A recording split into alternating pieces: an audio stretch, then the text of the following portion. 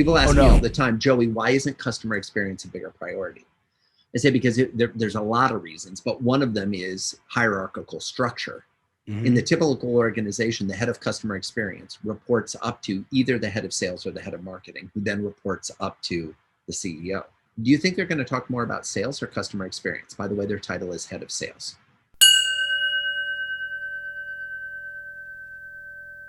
Today we have an incredible guest, and that guest's name is Joey Coleman. During our time together today, we are going to be talking about how never to lose a customer again. The name of the game is customer retention, and this is treating them like a human, not like a customer. Spoiler alert. We go over so many tactical ways to just allow them to be heard and seen. You're going to really love this. If you have a customer, you're going to want to deploy some of these tactics. Hope you enjoy the show. Welcome to the Entrepreneur's Hierarchy of Needs podcast. My name is Tim Palladino, and this is the show for entrepreneurs who want a higher value life and business.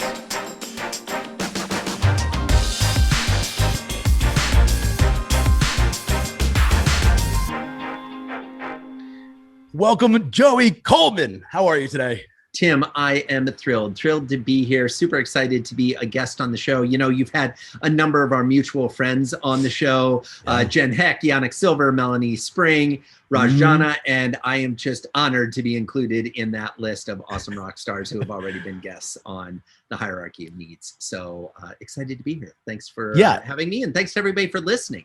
Hopefully you're going to enjoy the conversation as much as I'm sure Tim and I are going to. I was going to say, I have a feeling they will. We emanate fun, so they're definitely going to like it by osmosis, at least.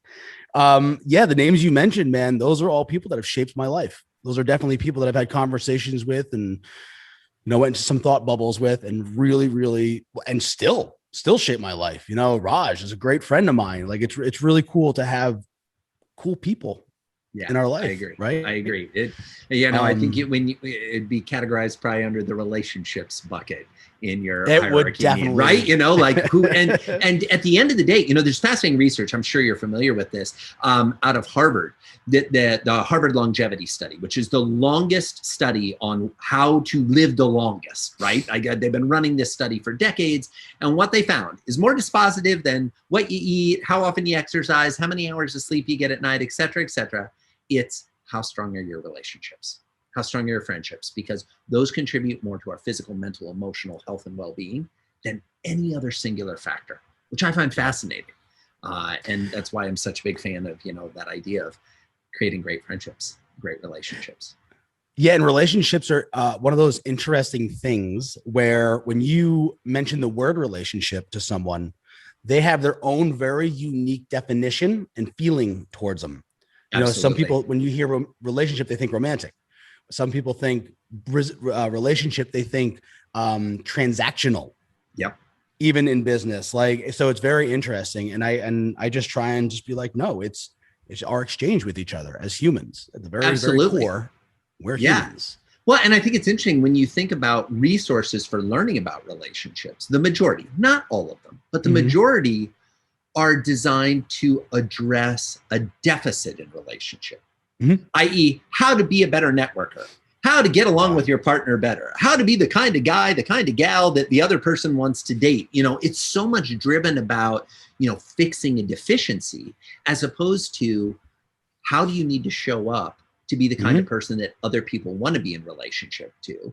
And then how do you build and foster and nurture relationships over time, taking into consideration the ebb and flow that is human evolution of a relationship may make perfect sense in kindergarten and not in high school, or a relationship may make sense in high school, but not when you're in your 40s. And we need only look at behavior on the weekends to see some folks who are living in relationships that may have served them in the past, but are no longer serving them. Yeah, that's very, very true. And there's another a caveat to that is have deeper relationships potentially versus more of them. Yeah. That was something I learned about 3 years ago, and it didn't make sense, right? Because as we were talking about actually in the green room before we hit record, I was very business minded, and I just want more. That was my old mindset. And now I want more value. Yeah. And I also, this is another realization I've had through the whole entrepreneurial hierarchy of needs test that I've been doing on myself is that not all relationships have to check all boxes. Yeah. And in fact, I would posit when you give it permission to not check all boxes, it gets a lot easier.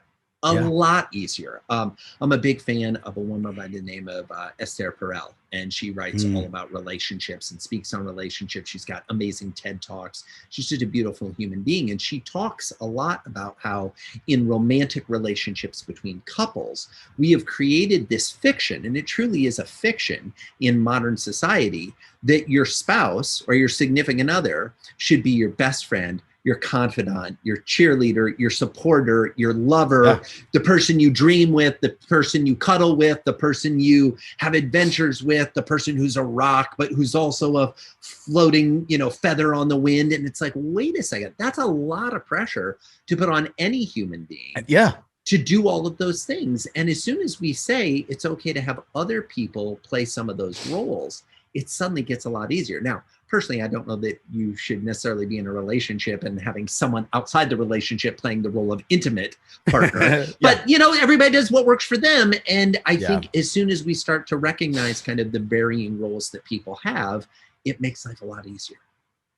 It does. It does. And it's, I think to really simplify it, you can't ask salt to be pepper. You just can't. No matter how much you want to will it. So the going in with the relationships, and I want to jump to your book because this is super important. So for anybody listening, I think one of the things that you can definitely relate with is there's so many different elements to growing a business, and a lot of us are solopreneurs and we only know sections. And then when we get to other sections, we just kind of white knuckle it. True. True. I'll just power through this like everything else and it'll be fine. Until you're not sleeping, not eating, abusing substance, fill in the blank of whatever your default behavior becomes when you are white knuckling, and then everything's crashing. Well, you guys can't see it right now, but I'm raising my hand to that because that was me. I was Mr. White Knuckle. Dude, brother, me too. Me too. And it's only in recent years that I've said, wait a second, I don't need to figure out all of this on my own. I can hire people. I can read books. I can attend seminars. I can outsource things to make it so that I don't have to understand how I believe I have to understand at a high level how everything works, but I don't have to do all of it. I agree with that. Know enough to be dangerous and ask the right questions. And to ask the right question, I think is spot on. Like do you know enough about how it's operating to ask the key moving questions? And if you do, okay, great. And build it out. And then, as the Russians would say, trust but verify, right? Have your folks that you outsource to, and just keep tabs and make sure that the KPIs still make sense and that you're monitoring what you're outsourcing or what other people on your team are handling for you.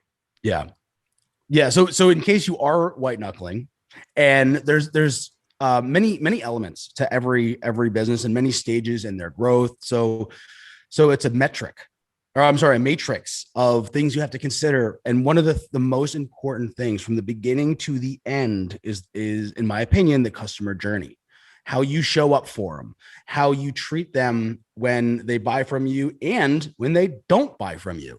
They're people, man. Totally. So that's what's one of the things I just want to sink our teeth into now. Cause I've read your book, Never Lose a Customer Again, with the best subtitle ever, Turn Any Sale into Lifelong Loyalty in 100 Days. I mean, that just reading that should give you a crystal clear understanding of why this is going to knock your socks off. So don't read it with socks on.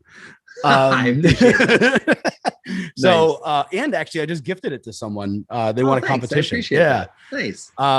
So it's important that we treat them as humans, and the relationship never ends.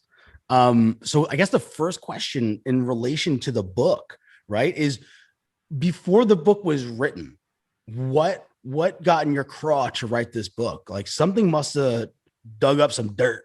Yeah, a couple of things. Well, I'll give you as much of an abbreviated version of this as possible because we could talk for hours just on answering that singular question. And then feel free to pull on whatever thread seemed most interesting. I was running an ad agency and a branding agency at the time.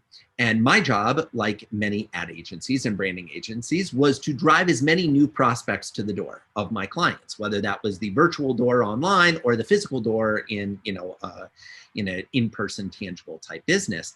And moral of the story is we were great at getting people to come and to sign up and become customers. But when I would go back and check in with my clients 3 months later, 6 months later, a year later, they had signed a bunch of new customers, but they hadn't kept them. It hadn't moved the dial. And to be candid, Tim, I got irritated. I got irritated not at them, but at myself for playing a role in this churn and burn revolving door acquisition influenced environment that really describes corporate America, and I'll extrapolate it, corporate, behavior globally at a significant level. And so I said, well, if I don't like this behavior, number one, why am I contributing to it? Number two, could I fix it? And it led me down the road to look at what happens after the sale. So there's the customer experience when it's the prospect experience before they become a customer. And then there's the customer experience after they transition from prospect to customer and what happens after that. And what I found in the research I did was somewhere between 20 and 70% of new customers decide to stop doing business with you in the first 100 days of the relationship. 20 to 70%. In banking, it was 32%. In cell phones, it was 21%. Auto mechanics, 68%. Restaurants, depending on the type of cuisine, anywhere from 40 to 80%. Software as a service, 22%. I can rattle these statistics off for industries all day long. But what the common thread was, is it was double-digit pain across every industry. And hardly any businesses were talking about this. The solution they had was, well, just go get more. Now, one of the cool things about the internet is, depending on the type of business you have, is it opened the geographic reach of our businesses dramatically. When I was a kid, you basically did business with people who lived less than 50 miles away from your office. Probably less than 20 miles away from your office, if we're candid. But I grew up in a rural community, we might stretch it to 50, right? Now, you can have a customer literally on the other side of the globe who you will never meet, who will pay you in their local currency, which will be translated courtesy of Stripe or PayPal or whoever you're using for your processor into your local currency. You can deliver them a good electronically based on the click of a button and never deal with them again, never have a conversation with them again, and you've earned money from a customer that literally is a human you will never cross against or meet up with ever in your life. The good news about that is it's made the globe available. The bad news is I think it's led a lot of people to say, well, I don't need to care about my existing customers because if they leave, I'll just go get more. And I think that attitude, that philosophy, that belief is pervasive in the majority of businesses on the planet today. And I think that's a big problem. It is. And I don't know where we went wrong, or I just think we actually haven't caught up yet. Yeah, I think what happened is I think the human species is an evolutionary species operating in an exponential world. So before it made sense that you only dealt with the people in your village because you only traveled in the bounds of your village.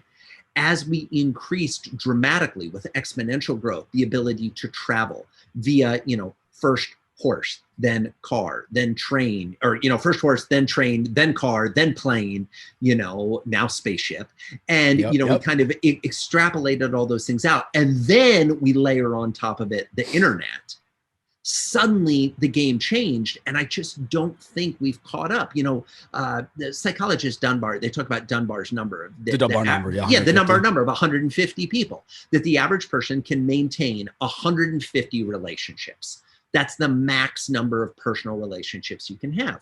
I'd be willing to bet that anyone listening to this podcast, if I went to your Facebook page or your LinkedIn profile or your Instagram account, you have more than 150 people that quote unquote think they're your friend, or claim that you're their friend, or have accepted a friend request. folks, respectfully, they're not your friends.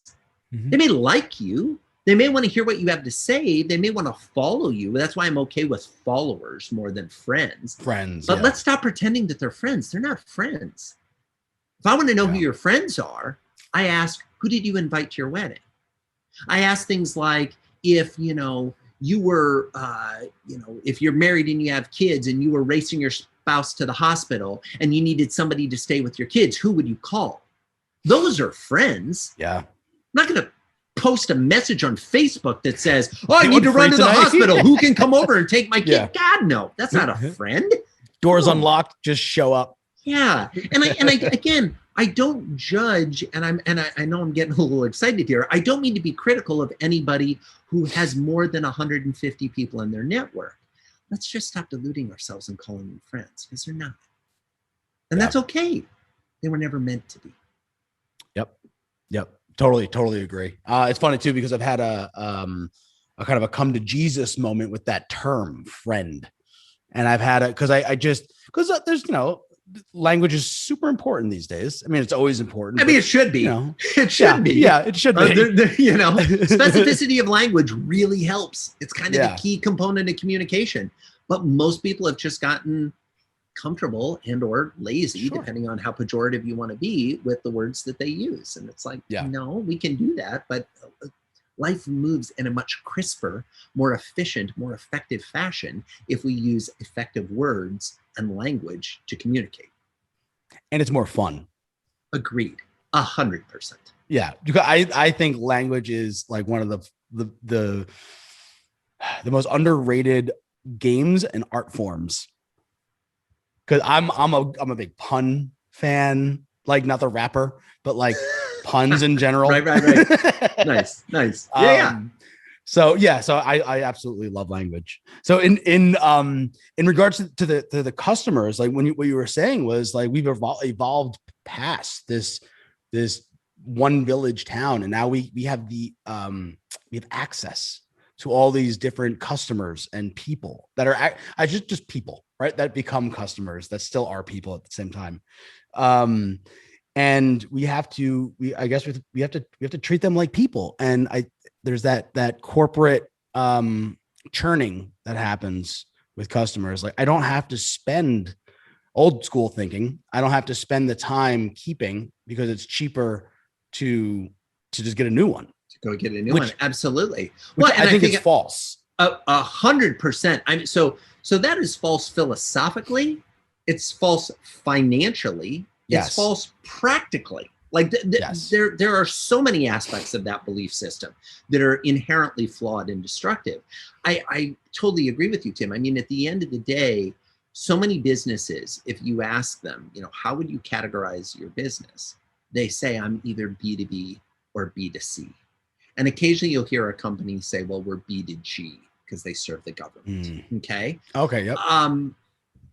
No, you're not. You're H to H. You're human to human. You're a human being and your team is human dealing with other humans. And yes, they may be buying something for their personal use, or they may be buying something for their corporate business use, or they may be buying something for a governmental use. But the reality is there's a human on the other side of the phone. There's a human on the other side of the email. There's a human on the other side of the video screen. There's a human on the other side of the table. And our removal from that recognition, our distancing from that reality, has led us to the place where we are today. Most customers feel that they're a number. One of the big complaints you hear is somebody goes, oh, I get treated like I'm a number. What is the first thing that most businesses do when they get a new customer? Give you an account Assign number. them a customer account number. I'm like, no wonder you feel like you're a number. They actually gave you a number, and then they expect you to remember that number when you call in for support or help. At the end of the day, if we want people to stop feeling like they're a number, let's stop referencing them by their number. Now, I'm not saying you can't have filing systems and categorization systems that internally operate in your business to help you organize things. That's fine. But when you're telling a customer, I don't want to know you by your name, I want to know you by your number, I believe you kind of deserve the headache you're going to get from that kind of behavior, because you created it as the business, as the business owner. Yeah. And even on the other side, as the customer, There's been times where people get angsty on the phone, and you just got to realize, like, I don't know their world. 100%. I don't know what's happening over there. 100%. Yeah. I'm a big fan of trying our best, and it's hard. We're human, but trying our best to recognize that everyone we are interacting with has their own challenges. Everyone we're interacting with has had their own either highlights or lowlights or both, most likely, that day, let alone that week, that month, that year, that lifetime. And so I think if we can just do our best wherever we can to put our best foot forward, to presume the best of the people we interact with. And if we misstep, apologize.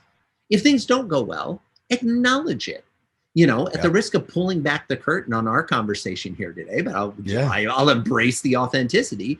We had scheduled to record this podcast, and for some reason, technical reason, like software reason, it didn't end up on my calendar. So all of a sudden it comes time to record, and Tim is emailing me and my team saying, hey, by the way, in the studio, ready to record with Joey. Where's Joey?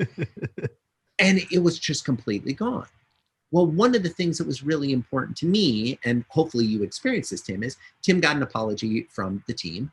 And then we started the call with me saying, hey, Tim, before we even talk at all, I'm so sorry this happened. Here's why it happened. And I'm doing my best to make sure it doesn't happen again for you or for anyone else, but I apologize. It's okay to say sorry. It really is. I think so many entrepreneurs, and so much of the, for lack of a better way of putting it, the hustle porn and the entrepreneurial mishigas that people spout is just like, oh, you never apologize. Moving forward, the weak will apologize. No, stop it. Good humans recognize that they make mistakes. They acknowledge their mistakes, and they ask for forgiveness for their mistakes. When that happens, other good humans they interact with go, okay, yeah. I can do that. I can forgive. I can, make amends. I can move forward, whatever it may be. And it shouldn't be that hard. And if you feel it's hard, try it. I guarantee it's not. Yeah. Like, you might feel weird for a second, but the other person will reciprocate. Like, I've been in heated arguments and then realize how wrong I am, and then just be like, I'm sorry. And they're like, what? And then their guard goes down. And it's like, wow, guys, not like, let's hold hands and kumbaya, but like, I messed up. Like, I'm sorry for bringing us to this level. Like, agreed. And let's keep a perspective too. You know what I mean? I was playing in a charity golf tournament last week. And I was part of a foursome, and there was another foursome on our same hole as we were going. And I said to them about 2 holes in, I said, I am loving playing with you, because you recognize that they are not handing out gold medals at the end of this tournament. They're not handing out trophies. They're not giving out prize. It's a charity tournament. Stop it. None of us are going to the Olympics. None of us are going to the Ryder Cup. None of us are going to the Open, any of these things. No, it's like, we're having fun. We're here to be outside, to relax, have a good time chasing a little ball around the course. And it never ceases to amaze me how I think there's a lot of people that actually want to dial down the level of intensity. They're just looking for permission. Because after I said that, and I'm not giving myself credit for it, but like, since I was the first one to voice it, oh my gosh, the next 16 holes were glorious. They're teasing us, we're teasing them. People are making comments about each other's shots, and not only applauding, but also being like, oh my gosh, do you want to try that again? Because that was not pretty. Like having fun, and everybody's laughing and playing, and it was genuinely delightful. I think those type of interactions can happen in every aspect of every business on a regular basis. If you're willing to open the door. And to your point for the reciprocation, if you go first, if you genuinely ask, how's it going today? One of the things I do whenever I'm on hold for a long time waiting for a customer service rep, as soon as the rep comes in, I go, wow, thanks so much for picking up. You guys seem like you are totally slammed tonight, aren't you? And then I just get quiet and let them talk. And 9 times out of 10, they're like, oh my gosh, you have no idea. We've just been, there's this, there's that. And I was like, well, look, I just want you to know, I so appreciate what you're doing. And I will do my best to be as specific in my language and as succinct in my description of what I'm looking for, so that hopefully we can get this resolved. And maybe you can take a break before picking up the next call. Does that sound fair? Like, yes, please. Thank you. It sets the tone. And now we've completely let the air out of the room, all the stress, all the hype, all the angst. And it's kind of like, now I have this gigantic advocate on the other end of the line. Yeah. Who's like, oh, I will do anything for Joey because he was actually Very nice true. to me. And it's like, I was just being a human. Like, I don't think I get a pat on the back for being decent. It shouldn't be special. It shouldn't be special a treatment for, being kind. I've got two young boys, and I regularly tell them, I'm like, hey, this is the standard in our family. You don't get special rewards because you've said please.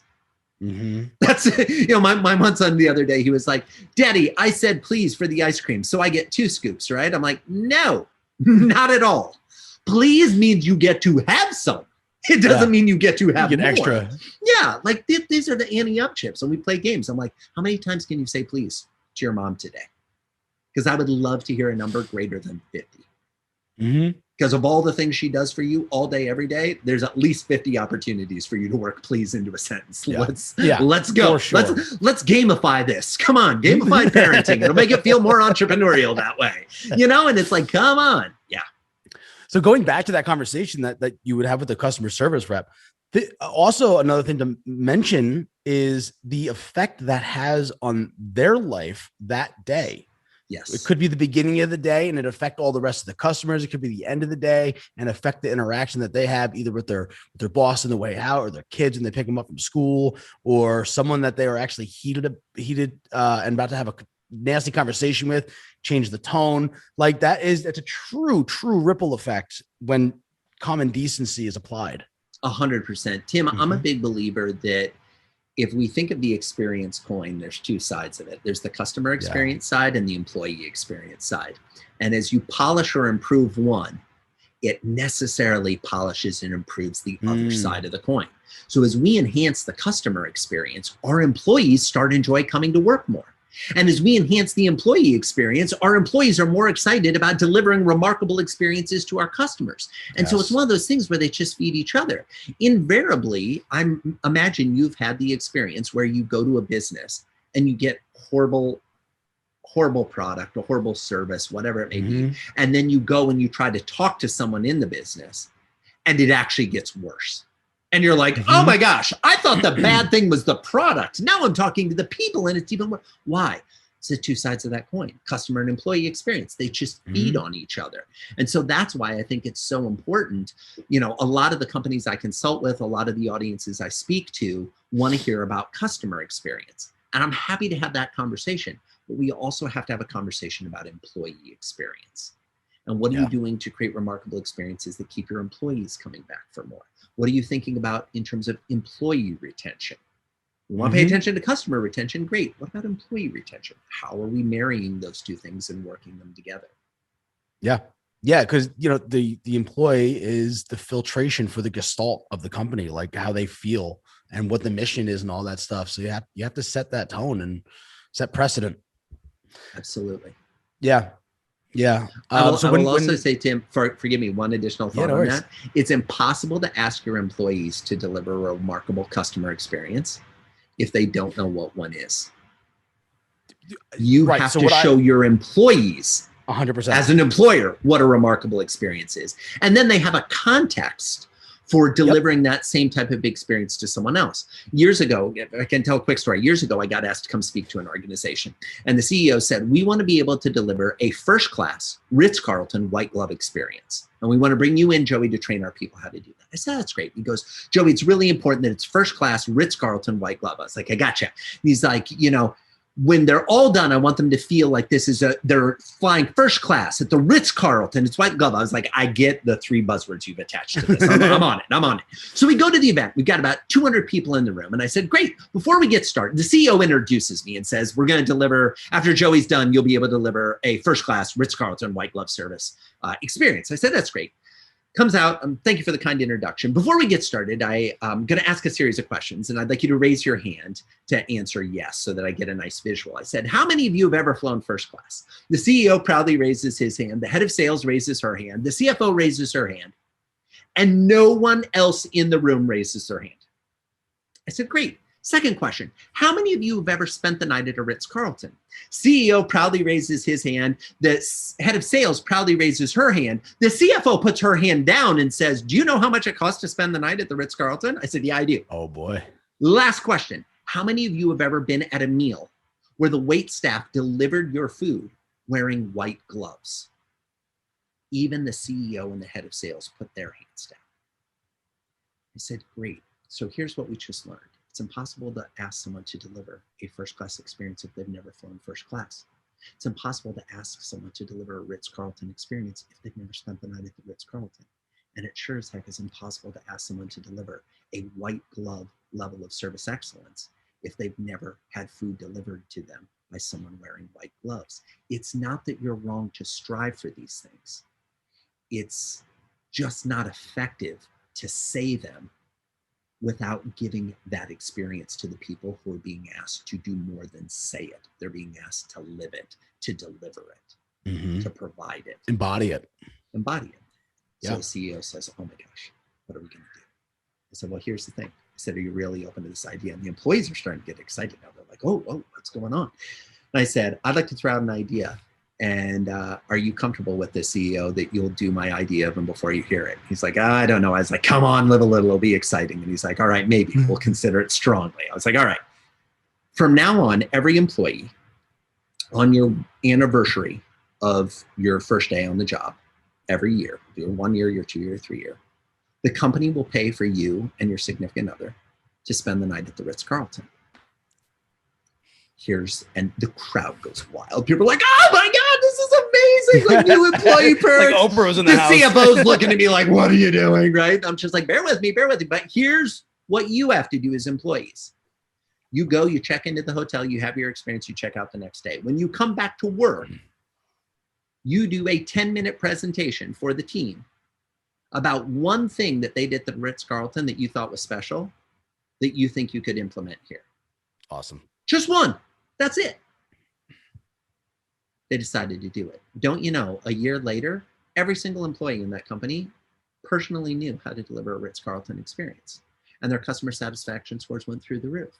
And their business was growing, and they were getting more referrals, and they were getting more repeat business. Why? Because now they actually understood what they were being asked to do. Yeah. Yeah. That makes me think, and I'm going to butcher this because my memory shot today. The Maya Angelou quote, people won't remember what you say, but they'll remember how you make them feel. Yeah. And but you have to have the feeling, not just play the part. You have to have the feeling to express it in your own way to them. Absolutely. Tim, when we think about our business operations, I think anybody who's listening probably has an aspect of their business where when X happens, this is how we respond. We respond Y. So when they place this order, this is the confirmation email we send. Or after we have a phone call, this is the follow-up email we send with the notes or what the proposal or whatever it may be. You know what you're going to do. Let me ask this. In your systems, in your documented procedures, do you have a line that says, and our goal is to have them feel this way? How do you want them to feel when they get the proposal? I'm going to now. How do you want them to feel when the package arrives? How do you want them to feel when they get off the phone with a customer service rep? Lots of times, if we say to our team, hey, when is a time that you felt heard, or you felt joy, or you felt appreciated, or you felt understood, or you felt happy, or you felt encouraged? Pick an emotion. And then we say, great, what were you feeling at that time? Awesome. How would you make someone feel that emotion or that feeling now? It's a lot easier for them to understand because they've felt that emotion. They've had that experience. And so it makes it easier to deliver on that. Yeah, I couldn't agree more. And that's another reason, like with a lot of stuff that we did, and I've had a handful of different companies in different industries, and it's so important to kind of hire slow for that reason, because that can be lost very quickly. Absolutely. Very quickly. And hire for the feelings people will create, not the feeling you got in the interview. Yeah. Right. Yeah. Like Anybody can interview well. Anybody can interview well. I want to know how do you make people feel? How do you interact? What's it like when you're not being interviewed? That's why I'm a big fan, to your point of hiring slow. I'm a big fan of long interviews. Mm-hmm. Let's go to a 4-hour dinner. Yeah. Because you can fake, pretty much anyone can fake it for a 30-minute Skype interview or a Zoom interview or something like that.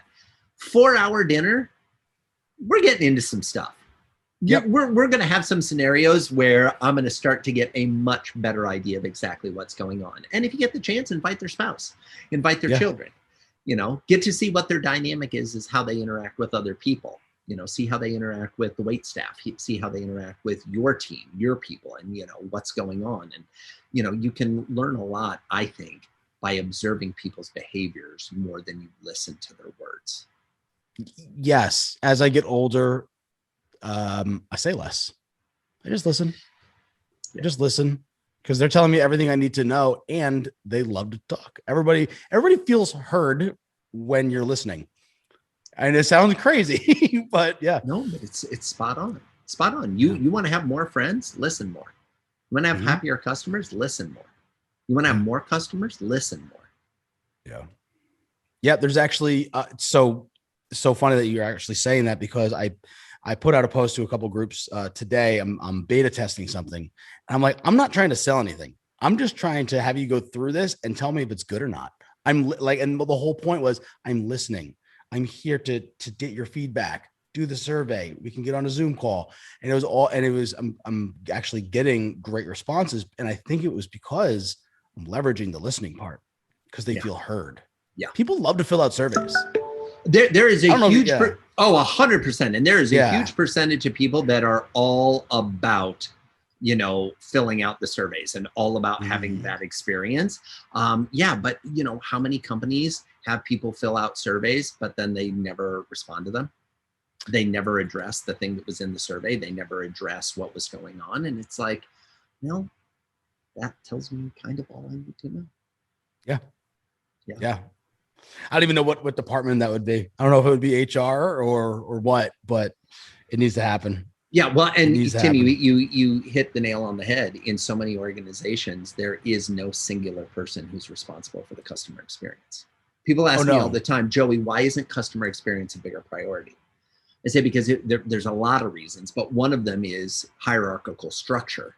In the typical organization, the head of customer experience reports up to either the head of sales or the head of marketing, who then reports up to the CEO.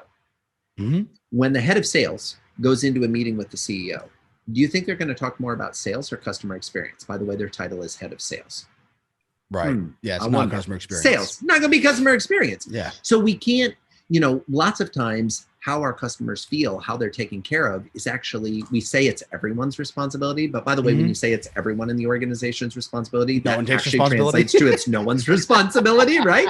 And so it's like you need to hire people. You need to pay people to be solely responsible for delivering remarkable experiences to your customers.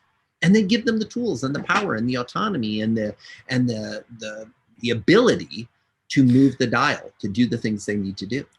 The autonomy is super important, because we had like a kind of like an 80-20 rule with one of our companies, where it was like, I don't know what I'm doing building this company, but now that you've taken the role that I was doing, so do 80% of what I say and then make it better for the rest of the time. Totally. Please. Totally. Yeah. Well, like we were talking about the Ritz-Carlton earlier. Ritz-Carlton is famous for every employee at the Ritz-Carlton has a $2,000 budget to spend to alleviate any customer concern without approval from their manager. Literally, every employee can write up to a $2,000 check to solve any customer concern. They call them guests, on their own without approval. And what that means is problems get solved, and they get solved faster. And the employees are good stewards of that. It's not that they're all just, 2,000 here, 2,000 there. But frankly, if you adopt something like that in your business, there is going to be a learning curve. There's going to be some times where an employee goes, well, let's just throw money at the problem. That'll make it better. It's like, okay, you had the ability and the autonomy to do that. You did that. That's awesome. Good job. And is there another way we could have done it? Yeah. You refunded their full amount. Did they say they wanted a refund? Well, no, but it was bad. Okay, what did they want? Well, I think now that you say it, they just wanted to vent. So would it have been an opportunity to maybe have them vent and give them $500? Which is still a good return, but it's not $2,000, right? And so how can you be part of that dance? And what are you trying to accomplish long-term? When your employees feel like you're in it for the long-term and they're in it for the long-term, it's a lot easier to make it that way for the customers too. Yep. And something just popped up in my head. It's what you call the people that give you the money for your product or service. What do you call your customers? You know, do they have a special name that make them part of your organization? Absolutely. You know, it's interesting. Lots of audiences I speak to refer to them as customers. Some refer to them as clients. Some refer to them as patients. Some refer to them as users, right? Yep. I think of them as audience. I think of the people you serve as your audience. And the reason I choose that is not just because I'm a professional speaker and not most of my customers are audiences, but because I think when we use the word audience, we were talking earlier about the specificity of language. To me, an audience calls us to perform. It calls us to put on a show. It calls us to rehearse and to plan and memorize our lines and create a spectacle and create something that ideally when we're done, there's a standing ovation. When we're done, they want to buy season tickets. When they're done, they want to leave the theater and go tell all their friends to come to the show. That's, to me, the difference between serving an audience and serving a customer or a client or even a patient or a user. I mean, user, don't get me started. I mean, it blows my mind that the only people on the planet that refer to users are tech companies and drug dealers. And drug dealers. Literally. That's it. That's the first thing that always comes to my head. I have a lot of friends in tech. Stop and think about that. I don't want users. No, I don't want you to use me, and I don't want to use you. It's right. So it's come on. So common. Yeah. So I think of them as audience, and I found that when I do workshops with companies, when they shift to, well, who is our audience we're trying to serve, and how are we serving our audience? It elevates the conversation. It changes the way we approach the conversation when we think, when we kind of bring more of the humanity to the people we're serving, as opposed to just a more transactional title. Yeah. And I got very, very lucky to be able to work with my father growing up and stuff like that. We shared a lot of that same office space for a lot of time. And he really taught me the whole customer service thing in a very, very simple, I don't want to say term, but basically it boiled down to, we're on the same team as the people that are paying us. Like, our goal is to provide something to them to enrich their experience or building or whatever. We did a lot of construction. That was the industry we were in. And it's like, whatever we do directly affects them, and whatever they do directly affects us. You know, we're going to use them as references. If we don't want to be, if we don't want to be known as working for them, then we're going to back off. Like, if they're not good people to work for, then we're going to back off, and it would be the same. Yeah. It sounds like we had a similar experience. I had the pleasure of growing up working for my dad in his business. He was a criminal defense lawyer. Oh, wow. And his thing always was, we love our clients. We got to love our clients. Now, stop and think about the kind of people who you might imagine might have come through our door as criminal defense lawyers, right? Full gambit. Everything from the wrongfully accused to the, hey, need to be appearing as wrongfully accused and need representation, right? But the reality is, if you love on your clients, they love on you. We never did advertising. We never had to promote it. Our clients were our advertising. Yeah. And, people ask me, oh, what do you do to get more speeches? I'm like, I try to give really amazing speeches. Yeah. They're like, well, what else? Like, what's your social media strategy? It's like, they don't have one. What kind of ads do you do? Where do you run ads? I don't. What do you do for kind of biz dev? I try to give good speeches. Now, I get that is contrary to how most businesses run. And there comes a point where there's only so many hours in the day that I can give a speech in. So that there comes an element of scaling, but knowing that a lot of the listeners are solo entrepreneurs, and I'm a solo entrepreneur, what are you doing to grow your business the way you want to grow it, as opposed to the way whoever you're following on Instagram says you need to grow it, or whatever business book you read last week implies you need to grow it? And by the way, when did lifestyle business become a pejorative term? I missed when we made that shift. Because to be frank, part of the reason I got into business was to have the lifestyle I wanted. Yeah. That was one of my reasons for being in business, was to go on vacation when I wanted to go on vacation, to work the hours I wanted to work, to Want serve options. the kind of clients I wanted to serve. Like I wanted that freedom. I wanted that lifestyle. That's available as soon as you decide to focus on loving your clients and taking great care of them. Everything else sorts itself out. Yeah, it's very true too, because with my with the coaching aspect of my business pods, I get into the nitty gritty, dirty, ugly things in their life. And you have to really love and respect and honor your relationship with that customer, because they're telling you some dirt. I mean, I might as well be a therapist at this point. Totally. But it's so high value to them when they're just able to put that on the line, and they know that allows them, that opens them up to be able to do the right thing. Because we were talking before, if we're jumping back 30 minutes, permission. Yeah. You know, once they get that off their chest, they're opening themselves up for permission to do 100%. what they know is right. 100%. Because most of the time I'm just a Sherpa. I'm just a guide. I don't know what's best all the time. You do. It's your business. I can just show you what you're saying back to you. Yeah. And then we can come up with a solution together if need be. But in my experience, the best coaches in the world are experts at holding mirrors. Mm-hmm. That's all I do. And all they do is like, hey, let me position the mirror this way. Let me get you on this angle. Let me show you this view. Oh my gosh. You've got the answers. I just want to reflect back to you what the rest of the world can see that maybe you can't. Yeah. You know? And allows you to, because it's not always big things either. It's usually not. I would posit that very rarely is it big things. Usually it's very little things that have snowballed into a nightmare because little things become big things when they go unattended to for so long. Right. And then you're feeling the big thing because that's what it's become, but it's only a thorn in your foot, like a tiny, tiny one. But now it's affected your hip because you're walking funny and compensating, and then your shoulder and back hurts. Totally. I was reading this fascinating book the other day by my buddy Mike Michalowicz. It's called Fix This Next. And the whole premise of the book, to sum it up, is entrepreneurs know they've got problems in their business. They know they need to fix, but they don't know which one to fix first. And his book provides a framework for how do you decide which thing to focus on first. Really great book. All of Mike's books are fantastic. But he tells a story in the book about Ole Miss, right? The university. Yeah. And what they came to realize is that they were not getting the volume of applicants and enrollees that they wanted. And part of the reason they weren't getting that is their campus was considered to be not as beautiful as some of the other campuses in the SEC.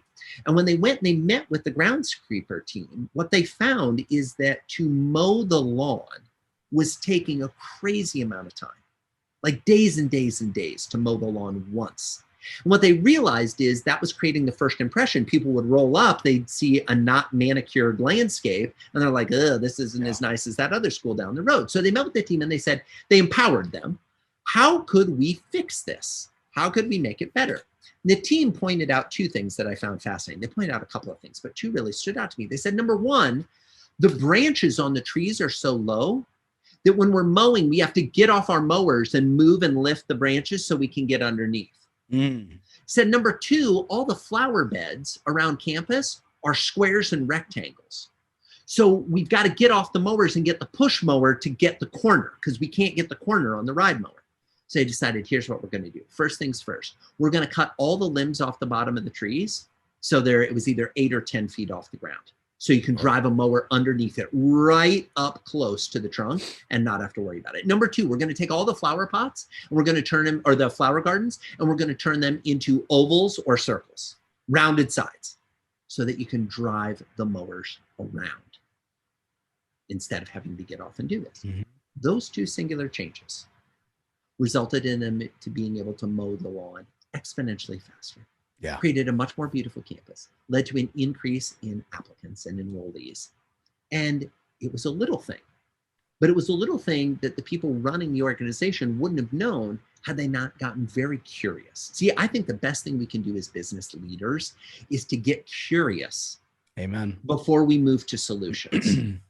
And I will say this is a sweeping generalization and stereotype, but I think your former guest, Jen Heck, might agree with me on this. Sweeping stereotype approaching, this doesn't apply to everyone, but it applies a lot, which is how it got to become a stereotype. Men, and particularly entrepreneurial men, have a tendency to move towards fix it before they fully understand the problem. Mm-hmm. If we can just pump the brakes a little, we can just get curious just a little. And by the way, this applies not only to the business aspect of your entrepreneurial hierarchy of needs, but also to, oh yeah, those relationships. Yep. It applies over there too. And it also applies, interestingly enough, to health, wealth, and recreation too. But if we get curious first and say, well, why is it this way? What's going on this way? What else could we do? Asking the people that are on the front line dealing with these things, 9 times out of 10, the answers are a lot easier and a lot cheaper than we think they are if we get curious. Yeah. So yeah, you're definitely speaking my language. One of the things that I teach is approach all problems with a sense of childlike curiosity. And what that does is allows you to rediscover the truth. Because listen, I mean, when we were in construction, stuff like that those industries don't grow very fast. So there's not too much that you're catching up on, but each situation is completely different. There's a different combination. We went from town to town, from county to county, different rules. So you can't, you can't just presume that what you've learned in the past carries forward. Yeah, absolutely. Well, and one of my favorite questions to ask people, Tim, which is kind of a riff on that childlike curiosity, is when was the last time you did something for the first time? Oh, that's good. And what it does is it makes people go, oh gosh, I kind of been doing the same thing. It's like, well, then how are you going to have childlike curiosity if you haven't acted like a child in a decade or more? It's really tough. You know how you act like a child? Get thrown into an environment where you don't know what to do. Get thrown into a situation where you're a beginner, where you're the novice. Most people, the more successful they get, the more they stay in circles of things that feel very comfortable, feel very familiar, very routine, because they're dealing with so much chaos in their business or in their, other aspects that they're like, well, here's where I want to have the stability of just being rote, doing the same thing over and over again. That's fine. Just know that it has a consequence. So it's kind of funny. So I don't teach this anymore because it didn't really go well teaching it, but I used to do something called solo ballistic, where it was do something by yourself, basically dig yourself a hole and climb out of it. Where to the sense where so I wrote a book and I had no idea what I was doing. The book's still here. Now I have to publish it. There's a couple books we're publishing right now. And one was jujitsu. Don't just learn jujitsu, compete. And I had a timeline, I have to figure this out. So I'm either going to get beat up or win, one of the two. And I landed in the middle of both. Right. But it really, it got me comfortable with not knowing, with being a novice, with knowing the difference between being scared and alert. There's huge difference. Yeah. And going back to the whole language thing, I always evaluate myself based on how I feel and how I think I feel. So there's reading books. Sometimes there was a point, I was telling you about the genesis of Ehon and how I like the breakdown and stuff like that. What I was reading all kinds of books to try and figure it out. But what I was realizing is I wasn't educating myself. I was entertaining myself to kind of subsidize any what's the word I'm looking for? I can't think of the responsibility. Yeah. It was I'm just going to keep on learning. It'll fix itself. And that's not the truth. Yeah. So entrepreneurs as a general rule are really good at hiding. They're really good at convincing themselves that they're actually doing things that they're not. That's part of the skill set of the entrepreneur, which helps in one aspect of your business growth and being an entrepreneur. But really the same, I'm a big believer that everything that has a light side, by its very definition, has to have a shadow side. We can't have light without shadow. And so that ability to tune out the world and say, I've got the idea, I'm just going to go do it. And I'm going to push through and I'm going to white knuckle it and I'm going to persevere. That's great. So that's a light version of it. Yeah. Well, what's the shadow version of it? Well, I'm not going to listen to other people. I'm going to do this the hard way instead of the easy way.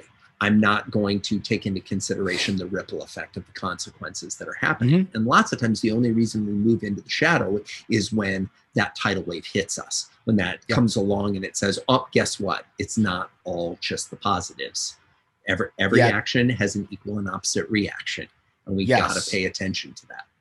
And because it will consume you. There is an emotional undertow that we experience all the time, but for some damn reason, we are so easy to forget that the tide's still coming. Because we're human. Yeah. Right? Yeah. And I totally agree with that. I totally agree with that.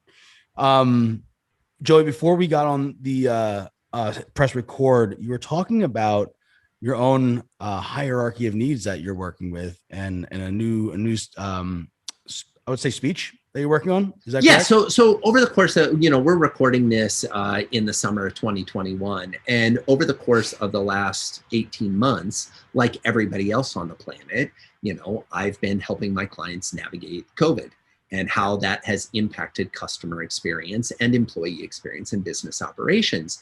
And in the same way that you have your entrepreneurial hierarchy of needs, the original person talking about hierarchy of needs was a guy by the name of Abraham Maslow. And Maslow basically identified 5 hierarchy of needs and shaped them in a pyramid. So if we think of the bottom of the pyramid, those are your physiological needs, right? Air, water, food, shelter, sleep, clothing, reproduction, the basic things that make humans, not animals. Okay, then we move up to safety needs. Personal security, employment, resources, health, property, those things. Then we move up to the middle of the pyramid. So we're 3 levels up. We're in the middle of the pyramid now. Love and belonging. That's our friendships, our intimacy, our family, our sense of connection, our feeling of community. Then we move up to the next level, which is esteem, our respect, our status, our recognition, our strength, our freedom. And then, and only then, once we've solved all of those 4 things lower on the pyramid, do we reach the top of the pyramid, which is self-actualization, that desire to be the best version of ourselves, to be the most that we could be. If we turn back the clock to, I'm going to say, January or February of 2020, most people listening to this podcast were in self-actualization. You didn't spend a lot of time thinking about the air you were breathing. You didn't spend a lot of time thinking about whether it was safe to go to a grocery store or not. You didn't spend a lot of time thinking about when is the next time I'm going to be able to have dinner in a restaurant. You didn't spend a lot of time thinking about how do I get my feelings of connection? Do those happen in person? Do they happen over the phone? Do they happen via video? Those things were just happening. They were on autopilot because you were in self-actualization. I was in self-actualization. This was the joy of living in the society we're living in and being the type of person who's probably listening to this podcast. That's where we were. Well, COVID comes along and it throws everyone on the planet to the bottom of the pyramid instantly. Is it safe to go to the grocery store? If my groceries are delivered, if I'm in a privileged enough place that I can have my groceries delivered, do I need to disinfect them when they come in? Do I have to wear a mask? Is it safe to breathe the air? Our castles, our homes, became our cages. The entire landscape of how we had created identity, how we had created framework, how we had created ways of operating in society was completely upended in a way that hadn't been upended in over 100 years. Yeah. Well, what do we do now? Well, now, summer 2021, people are talking about getting rid of the mask, getting vaccinated, getting back to the beach, getting back to business, coming back to the office, all of this stuff. And that's great. And I want that too. And many people aren't ready. Even if they say they want it, psychologically, they're still lower on the pyramid. They're still wondering, well, is it safe to come back? Because I can come back to the office because maybe I got my vaccine and I feel comfortable about that. But what about my kids at home? Or maybe there's somebody who's like, well, I didn't get my vaccine for any number of reasons. Is it safe for me to go out? Well, I like wearing a mask. Well, I don't like wearing a mask. Well, I like being on the road. Well, I don't like being on the road. Well, I like going to the office. You know, I never liked going to the office. I don't want to do this commute. There's so many things at play that I think many employers, not all, are completely oblivious to, or they're pretending they're not there. Like every business owner listening needs to be thinking about a hybrid work policy. I'm sorry, you just do. Not because I think it's better, but because the planet wants it. Okay? If the marketplace wants something, you can go kicking and screaming and saying, I'm not going to do that for you. And you can do that and survive for a while. But if you want to sustain yourself, you have to look at what the marketplace wants. And the reality is the marketplace wants to know that they're safe coming to your store. The marketplace wants to know, your employees want to know that they're safe coming to work. They want to know that you care about them, that you're actually paying attention, that it's not just getting back to business as usual. Because here's the kicker, Tim. If we're really honest, things weren't that great. Oh, they're a mess. Correct. Here's the thing. Nobody wants to acknowledge that. Everybody's like, oh, I just can't wait till it gets back to normal. Define normal for me. Thanks for using that phrase. What do you mean by normal? What did your normal look like? And I'd be willing to bet that your normal looked nothing like my normal, looked nothing like this person down the street's normal, looked nothing like this other person around the corner's normal. And so I think the opportunity, and gosh, I hope we take advantage of this. The opportunity as a species is to look at all the ways that we're doing things and say, are we doing this because it's the best way to do it? Or are we doing it because it became rote, because it became convenient, because that's always the way we've done it? Or are we really looking and saying, you know what, we're so quick to optimize our social media ad spend. Why aren't we quick to optimize our workplace environment? Why aren't we quick to optimize letting our employees not have to commute? All these other things, there's an opportunity here. I just hope we take it. There's a massive, massive opportunity. And there's so many tendrils of opportunity. There is, I mean, I have a friend who before this all went down, he was paying about $23,000 in rent for his office. And he realized, oh, I don't need this. We can A/B. We can have some of the guys in the office someday, some of the other, everybody on Friday, and completely change it. And he's saving a ton of money. A ton of money. And absolutely, because he was willing to get creative, willing to try something different, try a different approach, try a different consideration. Exactly. And he goes way beyond money. Money was the finance was the first obvious thing that came to my head, but it's comfort. Sure. Right. 100%. I'm able to spend time at home with my kid. I don't have a kid. I'm speaking as them. Yeah. I'm able to spend time with my loved one. I'm able to spend less time commuting. I'm able to spend less time running here, there, and everywhere. I'm able to prioritize. I'm able to think differently. Absolutely. Yeah. That's time I can prepare us a healthier meal. End up at the gym instead of driving. Listen to a book. Listen to this podcast. You know, whatever it may be. Awesome.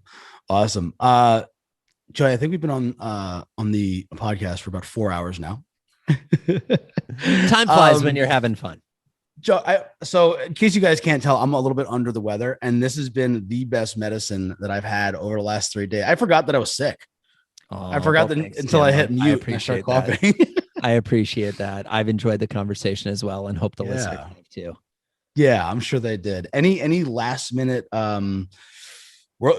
pearls of wisdom? Anything? Songs maybe? Anything? Yeah. I don't know if this qualifies as a pearl of wisdom, but I'd like to offer something for folks to consider, which I think is desperately in need, especially in the entrepreneurial community. And I don't think it's talked about enough. And that is, consider being a lot more gentle with yourself than you currently are. I don't know who you are. I don't know who needs to hear that or who didn't need to hear that right now. But my gut instinct is, because I see this in the entrepreneurial community at such a great degree,